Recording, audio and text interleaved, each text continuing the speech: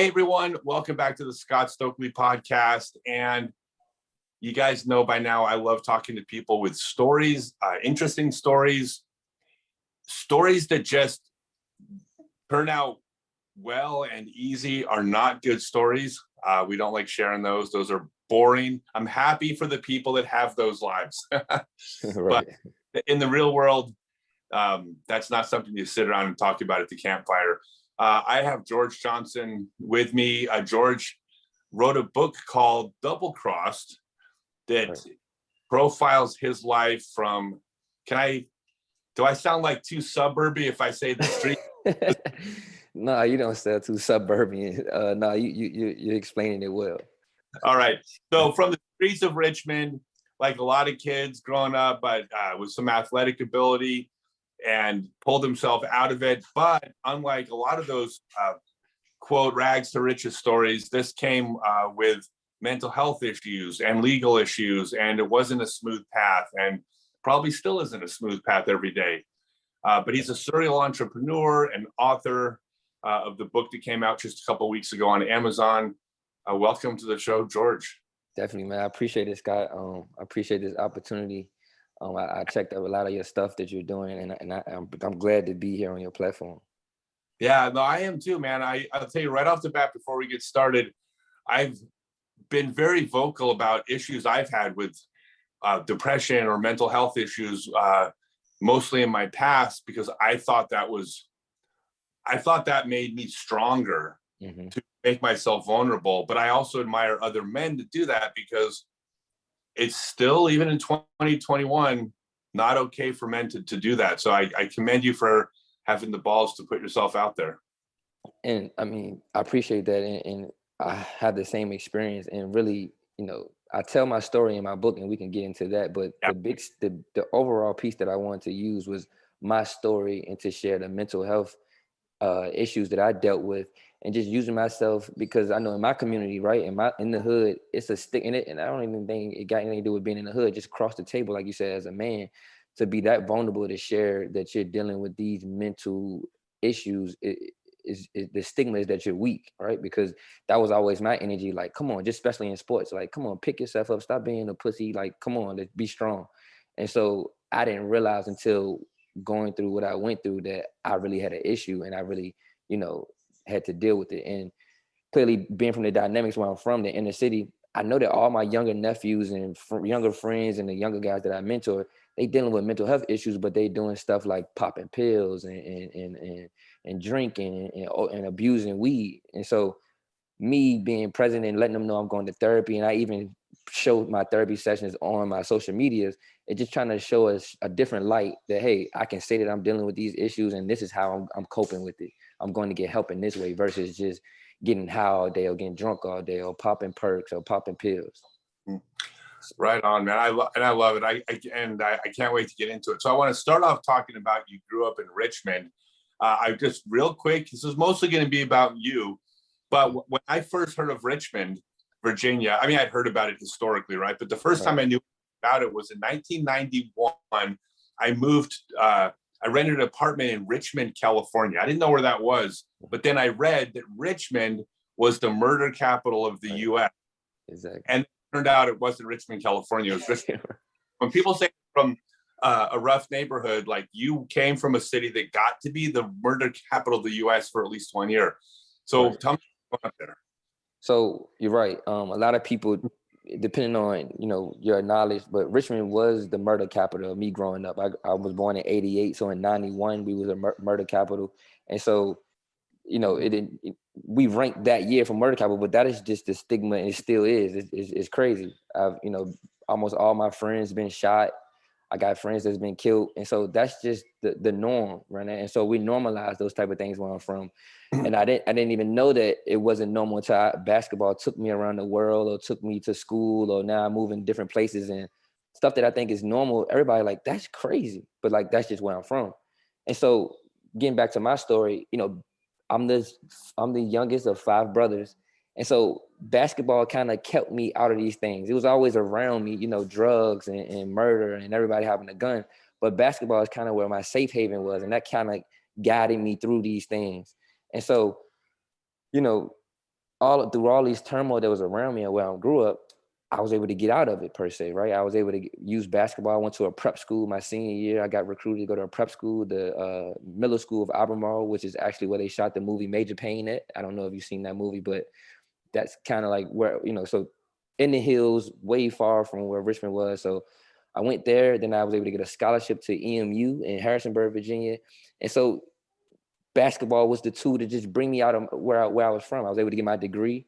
I got my degree in business and in minor in accounting. And so I went through a lot of traumatic situations which prohibited me from going to play professionally across seas. One of my best friends had a party. He was graduating the same year. I went home, and the night ended up with me being faced with two guys with guns, with five people and five guys and two had guns. And my nature was to fight my way out of it. And luckily I got out of there with my life. But what happened in the midst of it was I tore the ligament in my thumb. And 2 weeks after that I was planning to go work out for two teams to go play professionally across seas. And so I tried my best to ask my doctor to make a cast. Could I work out with a cast on my hand? And I just couldn't get through the pain because I literally couldn't move my thumb. And so I went straight into the entrepreneurship and working in the business world. And where my story kind of picks up at is that I started working for one of my brothers. He used to be my hero. He was 10 years older than me. Well, he's 10 years older than me. He grew up who I wanted to be like. And it's different when you grow up a kid and when you become a man, and now everyone's a man, and so you view people different. And so Can I jump in for a second? Yeah, definitely. You're talking about growing up, and I apologize. I'll probably cut you off occasionally because also ask. So you talk about growing up as a man in the hood. Parents or parent? I grew up with my mother, but my father was around. So athletics was a big important thing in my family. So my father kind of handled that component of everything. But I lived with my mother. My dad, was in and out. But I always had a relationship with my father. Okay, so you said basketball pulled you out there, but things like work ethic and commitment and dedication, of staying out of legal trouble. I mean, there's other things that were going on that even allowed you basketball. Did that come from somewhere? I always sat back and analyzed everything before me. So, I got to see my brothers in and out of jail. I got to see my friends go in and out of jail. My first scare with the law was, and I'll try to make this short and sweet. The summer prior to going to college, a kid that was at my prep school with me came into Richmond. And I'm gonna just be frank with you. He asked, "Hey man, I'm in town. Do you know I can get some coke?" And me, being the friend that I was, clearly I didn't sell drugs, but all my friends did. And I ended up connecting them. My friends figured out it was a good idea to just kidnap the kid. This was my roommate in prep school. And their situation went left. The kid got away, and basically my friends and me was on Richmond News at 6 o'clock for armed robbery, kidnapping, and all these type of things. And the only name that the kid knew was me. He went the whole year with me in prep school. And so I was being charged for kingpin charges for arranging this whole ordeal. And so the court case came down to a week prior to me having to report to college. And my friends got on the stand and said that I didn't know anything about it. So the irony of the whole situation is they went away for 5 years and I went away to college. And so that was like my first time at a pivotal point of my life that my life could have went right where everybody else around me, where their life went, or I went away from school. And I, by the skin of my teeth, and my friends being stand-up men and just telling the truth, they stood and would say, I didn't know anything about the robbery and anything, and I went away to school. That's amazing, because you always hear the opposite. You always hear about on their friends because exactly. 2 years instead of 5. Exactly. So now, but since mental health was such an issue, I don't want to gloss over this. The mental health issues, what were they, and were they starting when you were younger? Is this something that was tell me about that part early. And so the mental health things that I'm aware of didn't really reach a peak until not none in my youth, but until this where my story kind of pick up and I tell the situation I went through with my brothers. And I think a lot it just comes from just the normalizing aspects of what we grew up around. I grew up around people getting murdered and killed. I grew up in Richmond, Virginia, the murder capital. So a lot of things that probably would have traumatized other kids in other cities or whatever the case may be, it didn't traumatize me because that was just our norm. It was norm for everybody to be high or taking pills, abusing pills and guns and violence. That was just the norm. And so to pick back up with the story, I started working with my brother and me and his relationship kind of ended in like 14, 15. And really he just was a bad guy. It had reached a peak where he was just lying to my mother. And I just didn't start to like him as a man. He was just a liar and just a bad man. I don't even know how. And so I just part my ways. Our relationship, we fist fought over Christmas in 2014, 15. And our relationship kind of went our separate way. And I began just my own journey in entrepreneurship. And so my first big business was I started my own mental health company, outpatient services. I saved up $20,000 to start my first company and it grew. I started one. I started another one back home in Richmond. And then I had an opportunity to expand here to Houston, Texas. And that's kind of like what led me to Houston, Texas. I was able to get a contract with the Houston Independent School District. Well, so back up. So tell me about, That's a lot. like this, what's interesting.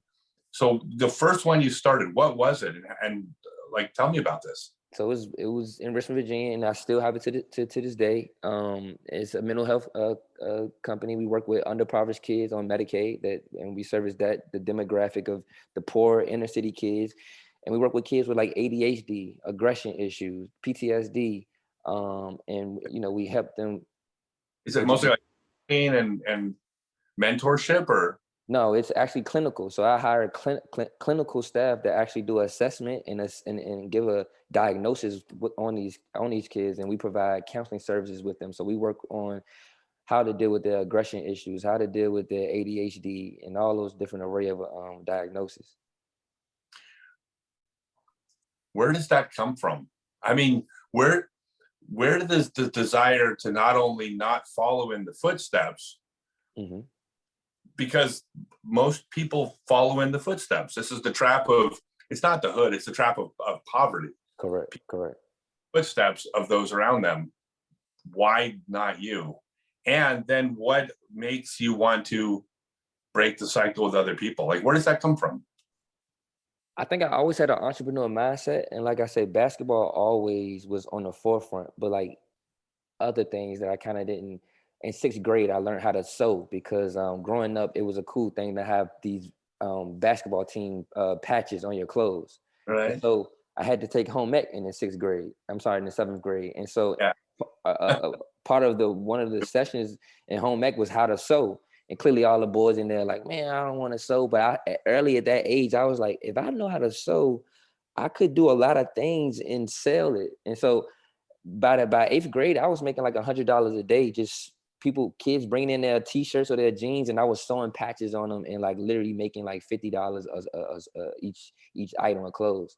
So I'm always looking for these different ways to just in entrepreneurship. And so as I grew up, it just advanced and advanced. But basketball was always on the forefront, but just behind closed door, I always was just on my toes and just thinking like this.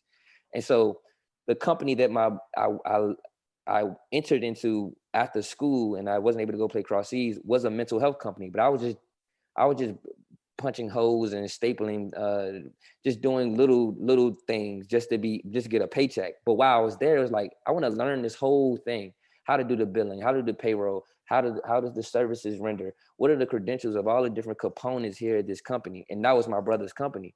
So by the time that me and his relationship had went south, I knew how every component that this could go. And I was like, I could do this on my own. And I saved up my first $20,000 and found a consultant to help me set it up. I didn't know how to set up the company, but I knew how to run it. So I saved up. I found a consultant who was like, hey, I can get you set up, but it costs $20,000. I started my first one. I brought along all of my close friends to work with me, my younger cousin.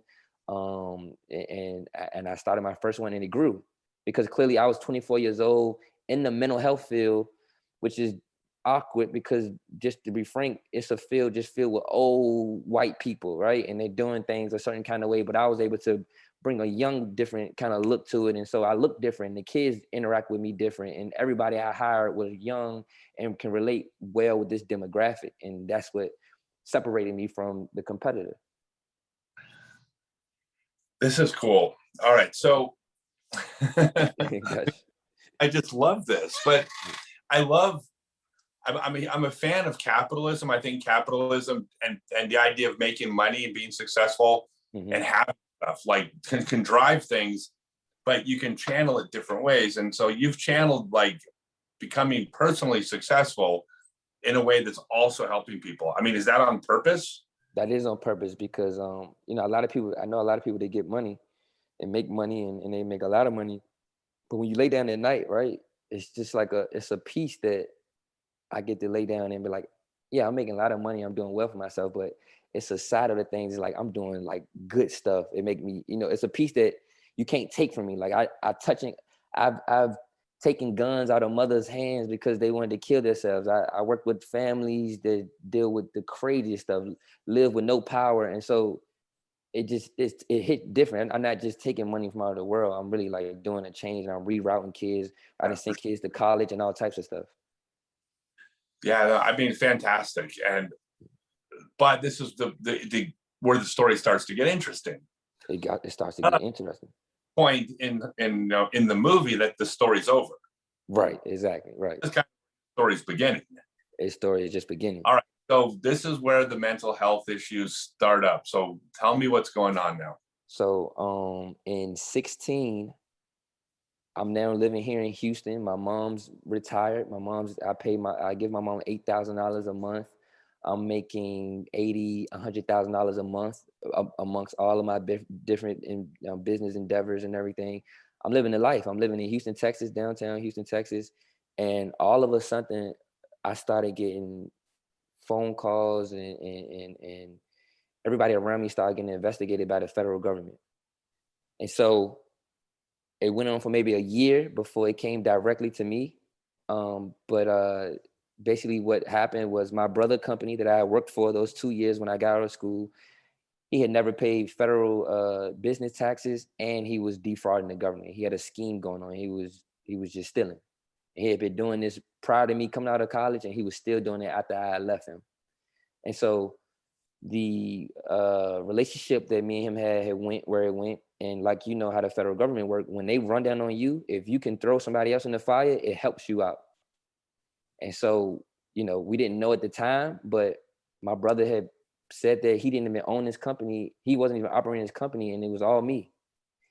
And so the way that federal government, they started attacking me. They started coming to my offices here in Houston. They started investigating all my friends. My mother got subpoenaed, all of these different things. And it was a battle for 2 years. I spent over this whole run over almost $500,000 of just fighting for my life. My brother had admitted to my mother on a recording that he lied, but it was to help himself out. This totally severed, you know, family members in my full family. Now my mother was subpoenaed in court. She had to pick a son to be like, you know, vouch for. And the federal government know what they do. When they come into a family situation, they just tear, they don't care. I lost all my bank accounts. All of my businesses' bank accounts got shut down. Anybody that was attached to me in any kind of way lost their bank account. I lost 250 points off my credit score. So I had an 800 credit score. I went all the way down to like in the 500s. And for 2 years, I fought. And, you know, it came to a point where they couldn't, everything my brother said was a lie, because it was. And the federal government had to go in front of a federal judge and say, you know, we made a mistake. And they basically told my attorney that they was going their separate way. They made a mistake and sorry. And that was that. And I thought it was over. And the part that people don't know is you're not supposed to beat the federal government. That's kind of not supposed to happen. You're never supposed to do that. And I actually did that. And so I moved on. I celebrated. I brought me a new Range Rover, a new Corvette. I had like $30,000 left on my retainer with my lawyer. He had sent me back $30,000. I remember him telling me son. He was an older guy, son. I don't know what you did or who you pray to, but I never seen the federal government be on someone like that and had to go in front of a judge and say that they made a mistake. So all of the federal agents that were attacking me, they got not debarred, but in their metric system, if you do that and you make that mistake, you kind of you get a strike on your name. Okay. And so I moved on my life. I was enjoying life. I was traveling, and like I said, I brought the two cars that I wanted, the Range Rover and the Corvette. And 9 months went by. My same attorney called me and said, "Hey George, like, are you free?" And I was like, "Yeah." And he was like, the feds have came back and they ready to come get you today. And it rocked my world, because all of the strength that I had those 2 years of fighting and fighting and fighting, I knew I didn't have the strength in me no more to do that all over again. Because psychologically, like, I can't even describe what it feels like to have those people on your head. And they now had came back with a tax case. And so the piece that no one ever knew, but my oldest brother, this brother that I first went through this situation with, was my next to oldest, but my oldest brother was my tax preparer. And so when they came back around with the tax case, I was like, oh, well, I know this is straight, because my oldest brother handled my taxes. What they were able to do was go to my oldest brother, found out that he had did over 300 incorrect tax documents, leverage him and say, hey, we're going to lock you up for 10 years, or you will work with us to lock up your younger brother. And that's what he did. He became a federal informant. I didn't know. I was flying back home, working with him, trying to get things together, preparing my taxes. And the whole time he was a federal informant. And the charge that I had to take was subscribing to a false tax document. In 2012, I had two jobs that never provided me with a W-2 or a 1099. Clearly, I told my brother, he knew. And the charge that they was able to give me was that I didn't file. He basically said that I withheld information from him, which led him to put my taxes together incorrect, which was a lie. And I had ran out of money. I had ran out of just energy and just I had been through so much. The whole journey had been like 4 years, and I had to take a plea. My plea was supposed to be, for 18 months. And I was pushing for a house arrest, but my lawyer told me it was no way I was going to get federal house arrest.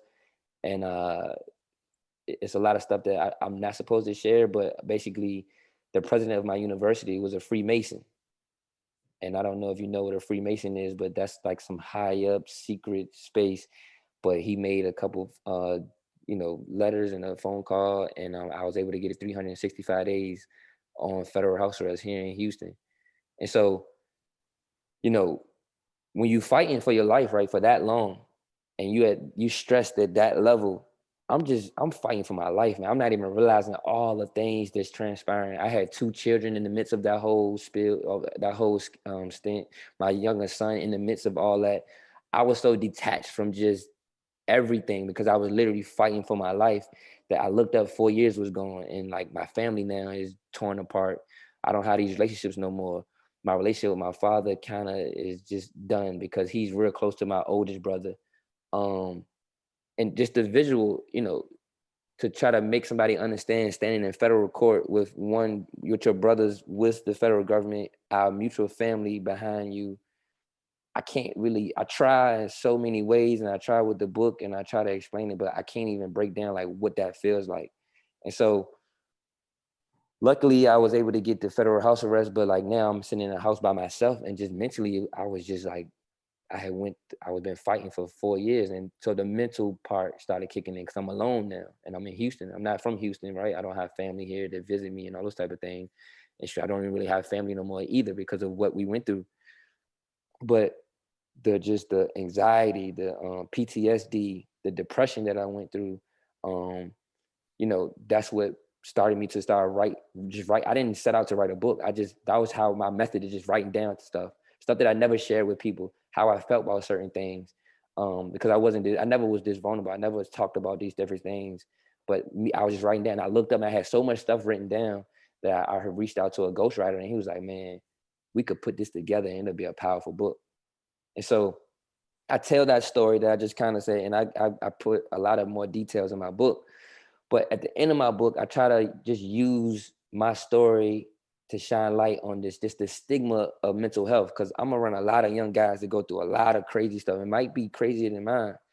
And I know that they dealing with it, but like where I'm from, you just gotta muscle it up and be like, nah, it's just whatever, it's cool, but it ain't really cool. And that's what, you know, you end up doing different things, and you tear down your body, you know, and, you know, popping pills like I referenced, and getting drunk, and, you know, you're not really dealing with stuff like you need to. And so I just was like, look, I'm gonna take my story, put it in a book, and on social media, just push the stigma of, you know, getting help, you know, when you need help. So what help did you seek out, and what help did you find? I go to therapy twice a week now. So I found a therapist, and we talk on Zoom, and we do hour sessions twice a week, and just help me just decompress all this stuff, because I never used to share none of this stuff. It's stuff that, you know, my book, it's people that's reading my book that was around me this whole time and never knew certain stuff. And was like, I didn't even know that was going on, or you felt like this, or like just so much stuff. But going to therapy was allowed me to kind of share these different type of things, and just, you know, start trying to make sense of stuff. Like, you know, just try to, how do I trust now, right? Like, because this happened to these my brothers. This is who I grew up with. I took showers with them. Like, these are my heroes. How do I trust now? How do I even interact with people, and you know, move on, and, you know, my family, how do I deal with those demographics, and so the dynamics. So the therapy was helps me day by day try to deal with these type of things. But like, I still struggle with being around a lot of people, like when I resurfaced, you know, back out into just the world, because now on top of that, COVID, right? And so it's a lot of just things that I'm dealing with, and then just, it's just a lot, right? Because like, my family never gonna be the same ever again. It would never be the same. I mean, this is why I wanted to talk to you. Right. Not your standard story. No, it's not your standard story. Not at all. Now, so you're separated from your family. Mm-hmm. You're going to see a therapist. You're not allowed to see a therapist in the hood, right? I mean, that's like against the code, right? Yeah, exactly. All right. So are you telling people that you're doing this, or is this like something you're doing in secret, like well, you're doing it on Zoom? So what I'm doing, I'm going against the norm, right? I know what I'm appealing to, right? I'm tattoos, like my whole body is tatted up. I listen to a certain demographic, a certain type of music. I know what I'm appealing to, and those are the demographics that I'm trying to reach. And so on my social media, I'm flipping it totally. I actually put my therapy sessions on my social media. So I do live conversations where people come tap in and interact with it. And so like, I actually got the hood now interacting with therapists, and understanding these type of things, and being like, damn, I am dealing with that. I do have PTSD. I do have anxiety, and I actually have been the middleman of connecting people to get therapy. So like, so do you have people reaching out to you, making you swear that you won't tell anybody that they're talking to you, and then they like break down and like? Man, my DMs is crazy, and no, they just come out and do, and people get power of seeing my story, because I look like them, I sound like them. Some of these people know me. Man, I get DMs every day. What's the most recent DM? I done had guys hit me they're on the run. They've been on the run for 2 years. I had a girl reach out to me last week. She saw her boyfriend kill himself like a month ago. She didn't know what to do, what she was dealing with. I had a kid in Baltimore, 13. He's been on house arrest for 15 months. For like, he got 7 armed robberies. I have people from Africa reach out to me. So what's going on the back office of my page, or what people are saying, is like crazy. And it helped me, just like you said that, you know, you telling your story and hearing other people's story help you out. It's the same thing for me, but it's happening in real time on my social media because of what I'm showing, and the vulnerability of what I'm showing on my page. So is this something that you're going to keep? Well, you're not in house arrest now. You're back. Are you I've been going off for 2 months? Okay. I'm sorry. What? I've been off for 2 months. I've been free for 2 months. So are you going to continue this now, like as a business? You're going to basically counsel and do the same thing, just now you have you connect on? Yeah, it's became part of me now. I see people, I interact with them. People, hey, I wanna chop it up with you, man. I wanna share my story with you.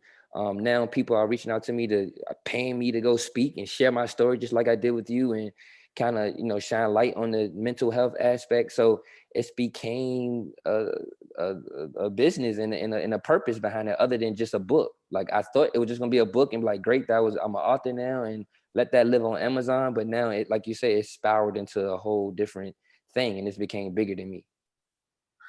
Yeah, well, I mean, I can tell talking to you that you could pull off the speaker, because the thing about being a speaker is it's not just information. I mean, it's also performance. Right. Exactly. You have to have a personality behind what you're saying, or else it doesn't matter what you say. I mean, Right. it sucks. That's Right. the case. That's Yeah. the way. Yeah, for But sure. that's the thing. Do you switch gears? Like when you're, like, if you're speaking at, like, I'll just be blunt. If you're speaking at a private college for white kids, do you speak differently, like at a hood school? Like, do you switch your gears, or are you Of course, you gotta know your demographic, who you talking to. And I'm in a weird space, right? I'm from Richmond, Virginia, but I went to Eastern Mennonite University, so I already learned that skill early, how to walk on campus around Mennonites and have to, grow there, learn there, and interact. And so I know how to turn it on. And I'm the owner of all my businesses, so it's certain high up people that I have to go and articulate and handle myself in certain different dynamics. But my natural space is sitting around chilling with my boys, and in the hood and kicking it. But I'm able to play all both roles because I am both. I am both sides of the fence. I'm able to be in both spaces and be comfortable. are you connecting to people? Is it mostly Black kids in the hood, or are you connecting to just people everywhere? It's people everywhere. It's people everywhere. Do you find that the kids from your background are connecting easier, or is It there is just connecting. It is connecting easier for the demographic of the kids that look more like me, and from the same demographics of me, because of just what I appeal to, right? And how I talk in my most natural space. So that is the most demographic. It's like a funny thing going on. It's a lot of people that DM me and be like, bro, like I'm in the hood. I ain't never read a book before. I ain't never got a book before, but this gonna be my first book, which that's dope in itself, right? Like now I right? got this demographic of people buying books and thinking it's a cool thing.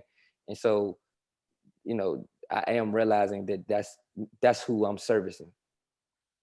So when you're reaching out to kids in the hood, or when they're reaching out to you, They're reaching out to me, right? you're recommending therapy and counseling, right? I'm guessing.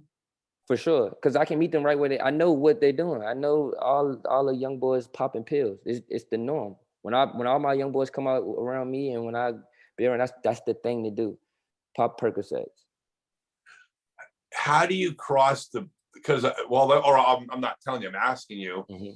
So when you're talking to the kids in the hood, they're connecting Mm-hmm. with you. You look like them, but as is often the case, the social workers are going to be the well-intentioned white lady. Right, exactly. But that might be their only options for counselors, especially public service. I'm not saying it's the only one, but it often is. Yeah, How do you get kids to make that jump between they're talking to you, they can connect, and you're trying to say, no, that lady, she knows what she's talking about. She just don't look like it. exactly. And so How do you have that conversation? it is tough. And what I let them know is, your average social worker, licensed professional counselor does look like that, but it's a demographic and it's growing fast of people that look like us, that listen to the same kind of music, dress like us, and can talk and meet you where you need to be at. They're gonna understand a little bit more than the white guy or the white lady, and they are out there, and I can connect you to them. And so I've been bridging the gap of like, hey, look at what my therapist look just like me. She's a little bit older than me. We sit and talk. We're not using big words that we don't know. We talking right down at the level that they can understand and receive and really digest. Gotcha. I had an experience with my girlfriend and her two Black sons. Mm-hmm. They live with me out in the suburbs of Colorado, and it was a real unique experience for me because I've never walked in their shoes. I've never seen the world through their eyes. But when but being with them, I got to not experience it, but kind of. I got you. Do you Right. think, do you think that the counselors that they're not from the hood, but they work with kids in the hood, do you think they're able to understand what's going on? Or is there always a gap there where they're never quite going to get it? And so that's a good question. That demographic that our counselors and have the passion to work with that demographic of people, they know that they will never be able to live like that or understand the day-to-day what that demographic have to deal with, but they have a passion to just help and try to bring the gap. And so the white counselors, if they don't have a passion to work with the hood, they stay out of it and they don't even try to surf into that. All of the white women that I've met or white men, they really have a passion and they come into and be truthfully honest. Like, look, I would never fully understand because I didn't grow up like that. I grew up here and I look like this. So when I walk out the house, you're dealing with a whole different journey when you walk out your house. So they say that up front, but they got a passion to help, and it normally works. But what they deal with is just that initial just forefront. Some of these kids not even gonna look your way or even hear you out because it just you're white. And so that's one of the that's half of the battle. But normally if you can get past that first little initial, I see it happen all the time. The white counselors and black people work well. But what I've been showing on my page is that the lady I work with is a middle-aged black woman. She's cool. She's like your home girl. She's a straight shooter. And, it's a comfortable space for me. And that's what works for me. You know that we're not even supposed to have this conversation in 2021. Like, why you say that? Like you're not even supposed to use the terms white and black anymore because we're right. all exactly. It's the biggest load of crap because it's not accurate and it's not fair to not accept there's differences, right? Yeah, right. It is, and that's kind of like where you get lost at. They say you're not supposed to talk like that, but that's to cover it up because it's still there. Covering it up not gonna do anything. But the truth of the matter, man, is drastically different, man. Like it's drastically. When I was going through my court case with the federal government, my lawyer was pulling up situations like mine, right? Clearly with like black kids or black people. I mean, with white people and everything. He was like, "Yo, this is crazy. Like, look at all this stuff." I have like a nonprofit. I had I was able to get a USDA grant for like 4 years. I fed all the projects in my city when I first got out of school. These are different things that I just did. I didn't know. I didn't do it because I was in federal trouble or anything. This is just my track record of all this type of stuff. I had an outpour of just all these kids that are in jail that I work with, I mentor, I speak to every day. They wrote letters to the judge from in jail. And so when my lawyer looked at all the stuff that I did, he was like, "There's no way they should be handling you like this because just what you are to your society, to where you from, and not just centralized in Richmond, just across the table." And so it is what it is, man. Like I'm black, it is what it is. I'm normalized to it, so I don't walk around like, I'm black, you're white. I know my journey is different. I don't hold it against anybody. I don't think it's nobody's fault. It's just that's what it is. It is what it is. Gotcha. Yeah, I just I deal with my mental health, and I just know that when I walk out this door, I gotta move a little bit different than other people. Yeah, fair. Yeah. So without the connection to your family, who's your family now? Or is this something? Out of my whole family, I am close with my younger cousin. She owns one of my companies along with me. Me and my mother, our relationship is still there. We went through a tough patch because in the midst of what was going on, when we didn't know my brother was an informant, she was telling him a lot of stuff just as a concerned mother of what was going on. So she shared a lot of stuff that ended up hurting me, like my whereabouts, where I lived at, where my office was, just a lot of stuff. And so we kind of hit a wall. But my mom actually almost got locked up for attempted court because she went to court when my brother went to court. And so imagine, my brother's attorney saying all these type of stuff, and my mother's in the background like, "That's a lie, Your Honor. That's a lie." And the federal judge stopping and saying, "Who is this lady?" My mother said, "That's my son, and he's lying on my other son." And so my mother almost got locked up. Like the sheriff had to pull her out and say, like, if you interrupt again, we're gonna have to lock you up. And so these type of things was happening in real life. I got the transcript. I wasn't there. Clearly, I couldn't be there, but I read the transcript. It was like, wow, that's crazy. So the family members that you're now not connected to, Right. is there a path for them back in with you, or is this something that are the bridges burned? It's tough, man, because you know part of what therapy is, and we just get into that, is like forgiveness, right? And it's twofold. It's twofold. For me to fully move on and get this stuff off me, I gotta forgive, right? And so that's like for me. That's just, they don't got nothing to do with them, just for me. Then the other side is that I gotta accept, you know, if they apologize, if they're apologetic or whatever the case may be, and can I move on from that? And the thing is, it's too early, man. Like, I telling my story in the book. I flew to DC. No one even knew, because I knew the how technology worked, how it could go if something went left. But I flew to DC, where one of my brother lives, in the midst of all this, when I was just down and out, and I slept outside his house for 3 days with my gun. And I didn't know what was gonna happen, but I ain't have no other option. I couldn't process nothing else to do. In my natural state and where I'm from, you gotta take means into your own hands. And like that's where I was just at mentally. I had went so far, I had went so far financially in business and took it so far that at my most natural space, like when all else fails, I resorted right back to like where I'm from and like how we handle things. And so that situation is a situation I highlight in my book, where just mentally I didn't have no options. I didn't have nobody to talk to. And how I processed it was just like, no, I gotta go see him. And like, I got my guns out here. I'm gonna fly into Richmond. I got a rental car, drove to DC, sat outside his house for 3 days. He ain't come home.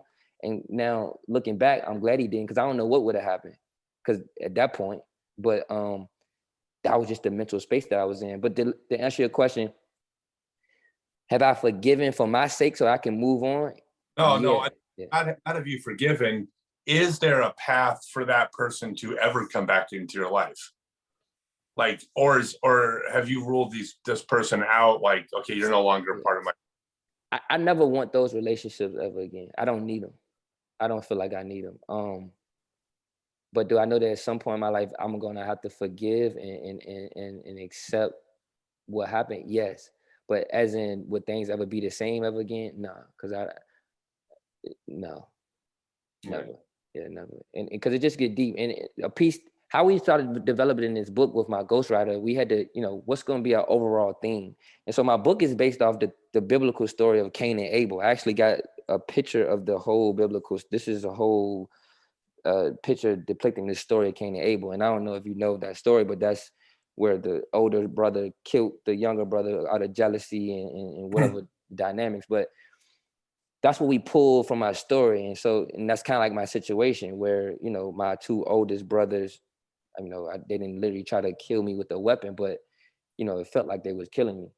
And so, is it a path right now? No, I know I don't never want those relationships, but I know at some point I have to forgive and accept what happened and move on and don't carry any, you know, ill will towards it. Okay. You have kids. Mm-hmm. Three. What's your path with them? Like, what are you going to do that's going to make things different for them? It's tough, man, because we spoke about it. I speak about this in therapy. Like family isn't a thing for me, right? Like it's not something that I really have value for or I see value for at this point, just because my personal journey. And so it gets tough with kids, right? Because I don't want to put that on them, right? I don't want to become an advocate like, nah, you don't really, you know, you just really need me and your mom and everything. And so my trauma comes up in the relationships of these other blended families that I'm part of, because it's not important to me, right? Like I don't really be caring for the people outside of just my son my son or my daughter and their mother. And they have families and they enjoy their families, but like, I don't need, it's not part of my ecosystem, right? Like, but families in other people's lives, that's part of their daily, they talk to this person, they talk to their mothers, their fathers, their sisters, and that's not my case. And so